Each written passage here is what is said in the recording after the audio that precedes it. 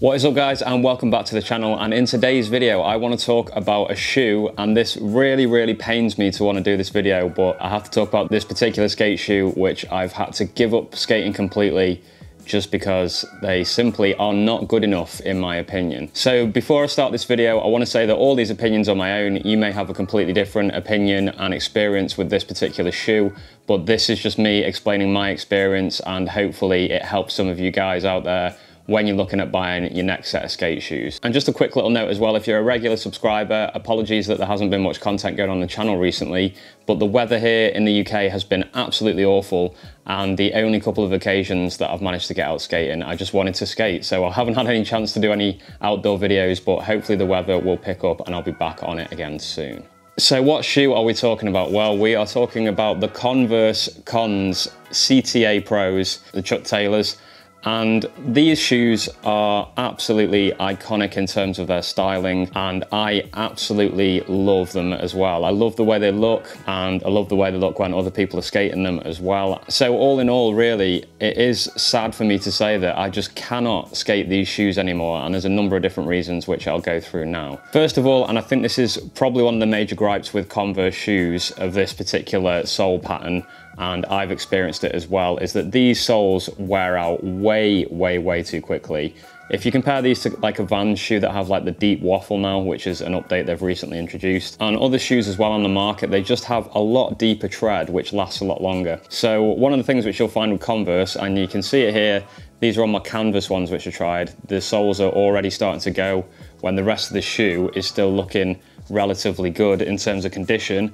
And if I take you back to my old Converse, which were the suede ones, you can see here, the shoes haven't actually gone through at all at any point. They're still holding up, and the bottoms have almost gone completely slick basically.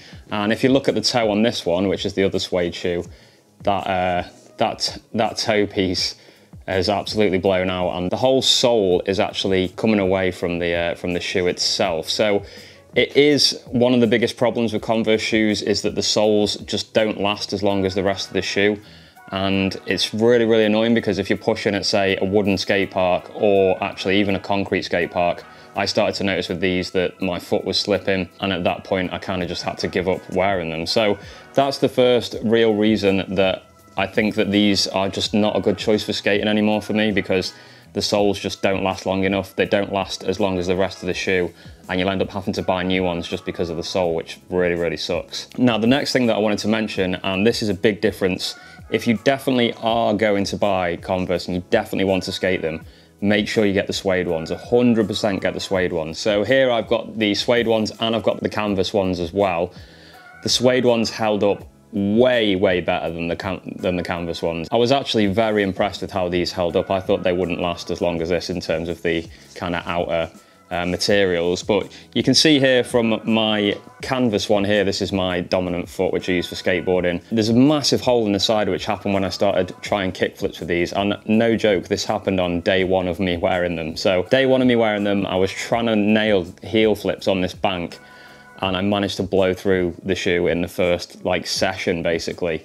So I don't know if you'll be able to see, but that has gone right through on the inside as well. You can see there that the white is like showing there. So I had to shoe glue all that up straight away, like day one. And yeah, I put some shoe glue down here as well just in case, but I've since decided that I'm not going to be skating these shoes anymore. So I definitely don't recommend the canvas ones. They have got this kind of like suede backing on them, but it doesn't really matter, because as soon as they blow through there, you know, it's just not great really, especially considering that these shoes, you know, they're not actually that cheap. They're pretty similar to other skate shoes, which offer a lot more in my opinion. Okay, the final point really, and this is the same with the suede ones and the canvas ones as well, is that I just really don't understand how people do high impact skating in these shoes. So if you watch some of the polar videos, they're doing like these huge stair sets, huge gaps wearing Converse, and I'm not a high impact skater, but the amount of heel bruises I've got from wearing these shoes is just unreal. So if you've never had a heel bruise before, it really sucks. It's basically where you take a massive impact on your heel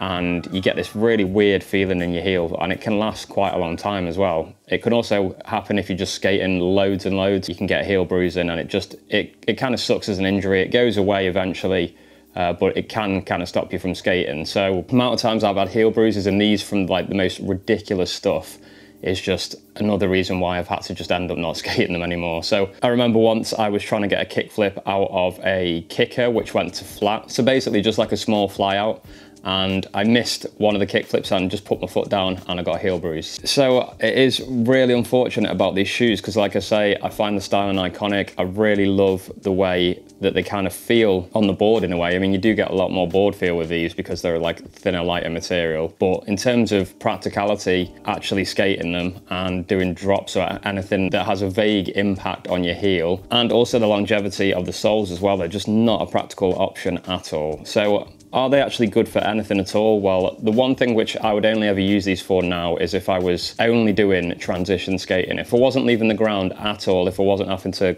get on ledges, do drops, do stair sets, and I was just doing transition, so like mini skating might be a good example, I would definitely want to wear these for that because they do have a really nice feel to them when you're actually wearing them. But I can't really justify spending however much these are now. I think they're about 75 quid here in the UK, so I don't know how much they are in America.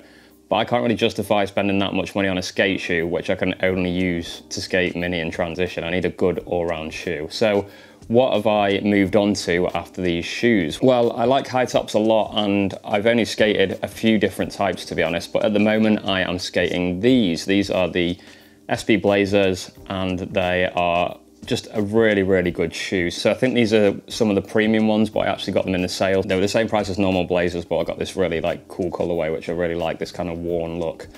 So I really, really like these shoes. They're dead easy to break in. They offer a lot more support than the Converse, I think, just because they're just a bit thicker around the ankle, and then you get a bit more protection as well. You get slightly less board feel, but I do think these are pretty good for board feel. They're a nice flexible sole, as you can see, so you do get quite a lot of board feel with these. So this is what I'm skating at the moment, and on the market as well now, there's so many other options for high tops which have a similar sort of styling to the Converse, but just offer a lot more for your money, basically. And you can see here the soles as well. I mean, these aren't the best soles for going slick either, but they are deeper than the Converse ones, so these are going to last a lot longer, I know that. So I hope this is useful, guys, and I've had to do an indoor video because, as I said, the weather here in the UK is just rubbish at the moment and I can't get out and do my skate videos, but I hope that helps. I really don't think I will be skating Converse shoes ever again. If I was going to skate them, I would have to get the Suede ones again, but like I say, they're so expensive and I just don't think they'll last long enough for what they are. Let me know in the comments below, do you skate Converse shoes? Do you find that you don't get heel bruising with them? Maybe there's something specific that you do. Do you use a particular insole? I'd love to know, so leave it in the comments below. Or are you someone that absolutely hates Converse? I know a lot of people say, you know, they're called Converse cons because they're a con. So I think these shoes really do divide the skate community, so I'd love to hear your thoughts either way in the comments below. Do you hate these shoes? Do you love them? I can't wait to hear all your thoughts. So thanks for watching, guys. I'll be back with more skate related content very soon, hopefully, and hopefully I'll be back outdoors again. But until then, keep skating and I'm sure you'll see me again very soon.